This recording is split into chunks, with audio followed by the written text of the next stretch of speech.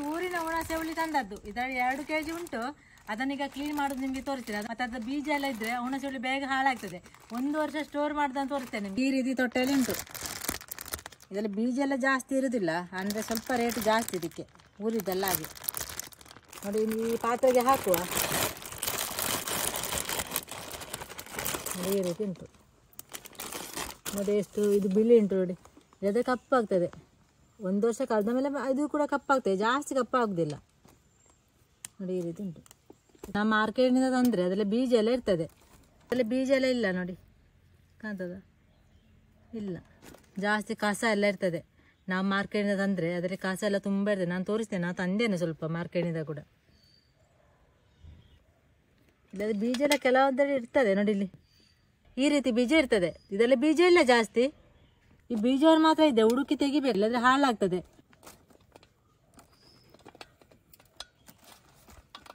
ಹುಳಿಯನ್ನು ಸ್ವಲ್ಪ ಬದಿಗೆ ಇಟ್ಟು, ಬೀಜ ಕಸ ಕಡ್ಡಿ ಉಂಟಾ ಅಂತ ನೋಡಿ ಒಂದು ಸೈಡಿಗೆ ಇಟ್ಟು ಮತ್ತೆ ಅದನ್ನು ಸ್ಟೋರ್ ಮಾಡಿ ಇಡೋದು. ನೋಡಿ ಈ ರೀತಿ ಸ್ವಲ್ಪ ಉದ್ದದಿದ್ರೆ ತೆಗೀರಿ. ಈ ರೀತಿ ಉಂಟು.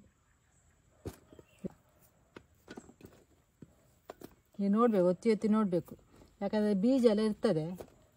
ಬೀಜ ಇದ್ದರೆ ಈಗ ಒತ್ತುವಾಗ ನಮಗೆ ಕೈಗೆ ಸಿಗ್ತದೆ. ಕೈಗೆ ಸಿಕ್ಕಿದ್ರೆ ತೆಗೆದ್ರೆ ಆಯಿತು. ಇದು ಮಾರ್ಕೆಟಿಂದ ಹುಣಸೆ ಹುಳಿ. ಜಾಸ್ತಿ ಸಮಯ ಆಗಲಿಲ್ಲ, ಒಂದು 2 ವಾರ ಆಯ್ತು ಅಷ್ಟೇ. ಇದದ್ದು ಬೀಜ ಎಲ್ಲ ಇದೆ, ತುಂಬ ಕಸ ಎಲ್ಲ ಇತ್ತು, ಅದನ್ನು ತೆಗೆದಿದ್ದೇನೆ ನಾನು. ನೋಡಿ ಇಲ್ಲಿ ಈ ರೀತಿ ಉಂಟು, ಗಟ್ಟಿ ಗಟ್ಟಿ. ನೋಡಿ ಅಷ್ಟು ಚಂದ ಇಲ್ಲ ನೋಡಲಿಕ್ಕೆ ಕೂಡ. ಈ ಹುಣಸೆ ಹುಳಿ ಹೊಸತ್ತು, ಈ ಸಲದ ಆದದ್ದು. ಇದು ಕಳೆದ ವರ್ಷದ್ದು ನೋಡಿ, ಹಾಗೆ ಕಪ್ಪು ಆದದ್ದು. ಇದು ಕಳೆದದ್ದು. ಬೇರೆ ಇಲ್ಲ, ಒಟ್ಟಿಗೆ ಇಡೋದು ಬೇಡ. ಇದನ್ನು ಫಸ್ಟ್ ಖಾಲಿ ಮಾಡಿ ಆದಮೇಲೆ ಮತ್ತೆ ಇದನ್ನು ತೆಗೆದು. ವರ್ಷ ಹೋದ ಹಾಗೆ ಕಪ್ಪಾಗ್ತದೆ ಹುಣಸೆ ಹುಳಿ. ಇದಕ್ಕೆ ಸ್ವಲ್ಪ ಉಪ್ಪು ಹಾಕಿಡುವ. ಉಪ್ಪು ಹಾಕಿಟ್ಟರೆ ಉಂಟಲ್ಲ ಬೇಗ ಹಾಳಾಗುದಿಲ್ಲ. ಹಾಗೆ ಸ್ವಲ್ಪ ಉಪ್ಪು ಹಾಕಿಟ್ಟರೆ ಸ್ವಲ್ಪ ಗಟ್ಟಿ ಗಟ್ಟಿ ಇರೋದಿಲ್ಲ.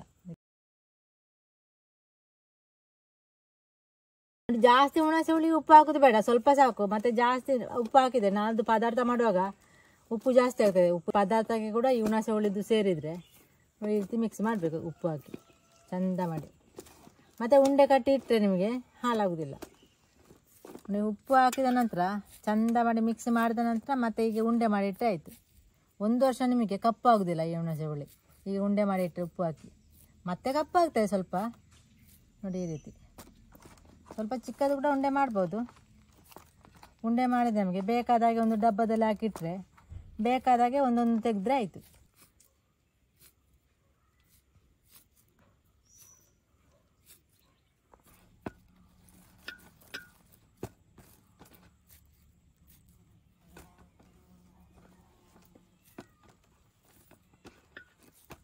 ನೋಡಿ 2 kg 12 ಈ ರೀತಿ ಉಂಡೆ ಆಯಿತು. ಈ ರೀತಿ ಉಂಟು.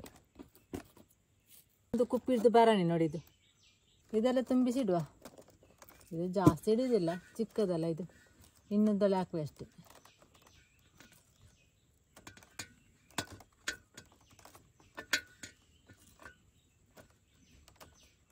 ಎಷ್ಟು ಇದರಲ್ಲಿ ಆಯಿತು, ಹಾಕಿ ಆಯಿತು. ಇನ್ನು 5 ಉಂಡೆ ಉಂಟು ನೋಡಿ ಇಲ್ಲಿ. ಅದು ಬೇರೆ ಬರಣಿಯಲ್ಲಿ ಹಾಕುವ ಅಷ್ಟೇ. ಇಲ್ಲ ನಿಮಗೆ ಹುಣಸೆ ಹುಳಿ ಸಿಕ್ಕಿದೆ ಇದೇ ರೀತಿದು. ಊರಿನ ಹುಣಸೆ ಹುಳಿ ಈಗ ಸಿಗ್ತದೆ ನಿಮಗೆ. ನೋಡಿ ಇದನ್ನೀಗ ಮುಚ್ಚಿಟ್ಟಾಯಿತು. ಮತ್ತೆ ಒಂದು ಬಟ್ಟೆಯನ್ನು ಈಗ ಮುಚ್ಚಿಟ್ಟಾಯಿತು. ಮುಚ್ಚಿಟ್ಟು ಇಲ್ಲಿ ಕಟ್ಟಬೇಕು, ಇಲ್ಲದೆ ಅಂತ ಅದು ಹೋದರೆ ಅದಕ್ಕೆ ಬೇಕಾಗಿ